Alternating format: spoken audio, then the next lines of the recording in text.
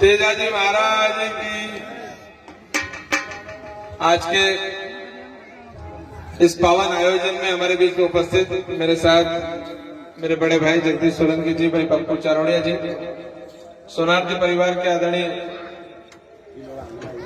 गोब्राम जी, उनके पूरे सोनार जी परिवार और यहाँ उपस्थित सभी माता बहन और सभी भक्तजन, आप सबको इस देश की महान विभूति और इस देश में जो स्वयं ईश्वर के रूप में कुछ संतों ने अवतार लिया है मानव जाति के कल्याण के लिए, ऐसे संत श्रोमणी श्री रविदास जी महाराज के जन्मोत्सव की आप सबको हार्दिक हार्दिक शुभकामना देता हूं। भाइयों, निश्चित रूप से ये देश आज हिंदुस्तान 130 करोड़ की आबादी का देश है और अगर इस भारतवर्ष में ये ऊंच नीच और जात पात की प्रथा नहीं होती तो ये देश पूरी दुनिया का सबसे ताकतवर देश हो सकता था।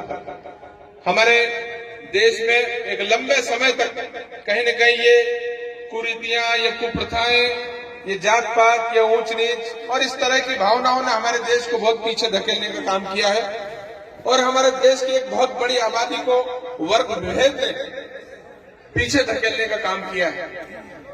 मैं प्रभु से प्रार्थना करता हूं, ऐसे सच्चे संतों ने इस देश में इन सामाजिक कुरीतियों को मिटाने का भरपूर प्रयास किया और निश्चित रूप से आज भारत के संविधान ने हमको समानता का अधिकार जरूर दे दिया। 1947 में बाबा साहब ने जो संविधान बनाया उसमें हम सबको इस देश में समानता का अधिकार दिया, प्रत्येक विषय में समानता का अधिकार।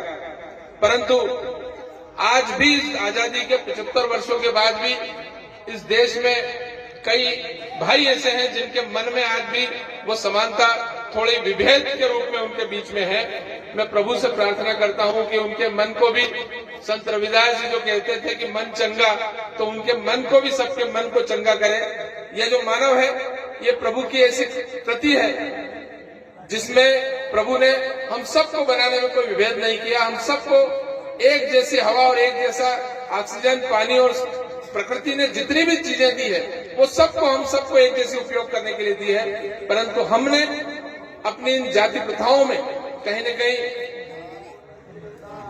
इन प्राकृतिक संसाधनों के उपयोग में भी हमने उनमें विभेद किया। ये हमारे लिए थोड़ा शर्म की बात थी। मैं प्रभु से प्रार्थना करता हूं कि आने वाले समय में एक बार फिर हिंदुस्तान सोने की चिड़िया बने, जब हम 130 करोड़ भारतवासी एक साथ मिलकर के इस देश की प्रगति और उन्नति के लिए प्रार्थना करें। मैं ये चूंकि राजनीतिक मंच तो नहीं है, लेकिन चूंकि मैं कांग्रेस पार्टी का कार्यकर्ता हूं और कांग्रेस पार्टी ने सदैव प्रारंभ से ही सामाजिक समरसता में भरोसा किया है, उस पार्टी की तरफ से मैं आप सबको अनुरोध करना चाहता हूं कि आने वाले समय में ये जो बड़ा सुंदर लगा संत रविदास जी महाराज के इस जन्मोत्सव के जो बैनर पे लिखा है, मन चंगा तो कचौटी में गंगा, एक वाकया मैंने कहीं पढ़ा था। ये जो ऊपर स्लोगन लिखा है इसके बारे में कि एक बार संत रविदास जी कहीं आराधना कर रहे थे, पूजा कर रहे थे, इतने में एक ब्राह्मण देवता उधर से निकले। ब्राह्मण को देख करके संत रविदास जी ने कहा कि कहाँ जा रहे हैं? उन्होंने कहा साहब मैं गंगा स्नान के लिए जा रहा हूँ। संत रविदास जी ने एक सिक्का उनको दिया कि ले जाकर के इसको गंगा में डाल देना, मेरी ओर से इसको गंगा में डाल देना। वो ब्राह्मण जैसे ही उस सिक्के को लेकर के गंगा नदी के तट पर पहुंचा तो गंगा मैया ने अपना हाथ आगे कर दिया। संत रविदास जी ने जो सिक्का दिया था उसको अपने हाथ से गंगा मैया ने लिया और एक कंगन उस ब्राह्मण को दिया। वो ब्राह्मण आगे जाकर के उस कंगन को लेकर के सोचता है कि इस सोने के कीमती कंगन को मैं इसे कहीं देने के बजाय यहाँ के महाराज को अगर उपहार में दे दूंगा तो राजा मुझे प्रसन्न होकर के बहुत सारी, तो वो राज दरबार में चला गया। उस ब्राह्मण ने ले जाकर के वो कंगन वहां के राजा को दिया। राजा बड़ा प्रसन्न हुआ, उन्होंने बहुत सारी मुद्राएं उस ब्राह्मण को दी, स्वर्ण मुद्राएं, और कहा कि ये ले आप इस कंगन के बदले में। आप वो कंगन ले जाकर के राजा ने अपनी पत्नी को दिया। अब पत्नी उस कंगन को देख करके तो बड़ी प्रसन्न हुई और उसने कहा कि महाराज जी एक ही कंगन दिया आपने मुझे, ये दूसरे हाथ का कंगन होता तो मेरा जो है सौंदर्य पूर्ण हो जाता। मुझे दूसरे हाथ का कंगन भी चाहिए। अब राजा ने वापिस ब्राह्मण को बुलाया, कहता महाराज जी ये दूसरे हाथ का कंगन भी ला करके दो। अब ब्राह्मण बेचारा बड़ा घबराया। उन्होंने कहा मुझे तो रैदास जी महाराज ने एक ही कंगन दिया, आप क्या करें। वो महाराज नाराज हो गए। राजा ने कहा कि ब्राह्मण देवता मुझे इस तरह का कंगन जैसा आपने लाए थे ऐसा दूसरा चाहिए ही चाहिए, अन्यथा आपकी खैर नहीं। अब राजा तो राजा ठहरे। अब वो ब्राह्मण भागते भागते वापिस रैदास जी महाराज के पास पहुंचा। गुरुदेव माफ कीजिए, ये राजा जी मेरी जान ले लेंगे, आप एक और कंगन की व्यवस्था कीजिए। अब गंगा जी वहां से दूर, रैदास जी महाराज जिस कचौटी में उनके गले में चमकार का वो करते थे, उसमें जो जल था उसमें माँ गंगा से उन्होंने प्रार्थना की।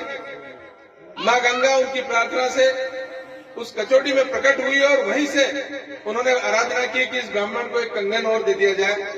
मैया ने वहीं उनकी कचौटी में ही एक कंगन निकाल करके रैदास जी महाराज को दिया और रैदास जी ने उस ब्राह्मण को दिया। कहा कि जाओ, मुझे इसके बदले में और तुमसे कुछ नहीं चाहिए, जाइए जा करके राजा को एक उपहार में वापस भेंट कर दो।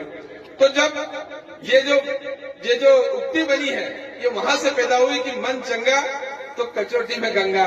तो इस तरह से रैदास जी महाराज ने इस तरह से इस गंगा को भी वहां अपने हृदय से लगे हुए एक पात्र से प्रकट कर दिया था।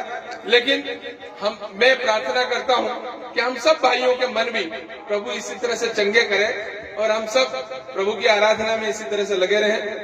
मैं आपके परिवार का एक सदस्य होने के नाते आपको आश्वस्त करता हूं कि मेरा मन प्रभु ऐसे ही चंगा करे। हम सबके मन में भी प्रभु कोई विभेद न आने दे, एक परिवार की तरह हम सब लोग मिलकर के हमेशा जीवन भर रहें और आपकी सेवा करने में, आपकी सहायता करने में, आपके साथ कंधे से कंधा मिला करके खड़े होने में, जीवन में जब भी कहीं आपको आवश्यकता पड़ेगी हम अपने आप को सौभाग्यशाली समझेंगे। आपने सुंदर आयोजन में यहाँ बुला करके हमें इस मंच पे सम्मानित किया, उसके लिए बहुत बहुत धन्यवाद। जय हिंद, संत श्री की जय हो, आप सबकी जय। थैंक यू भाई साहब, आपने जो मार्गदर्शन दिया, हम कोशिश करेंगे कि इसी प्रकार जिस प्रकार से आपका मन है उसी प्रकार से प्रत्येक इंसान का यदि मन हो जाए तो देश सुधर जाएगा। आपसे अनुरोध करता हूँ इसी प्रकार से आप अमल से मेहनत देते रहे। महाराज की जय।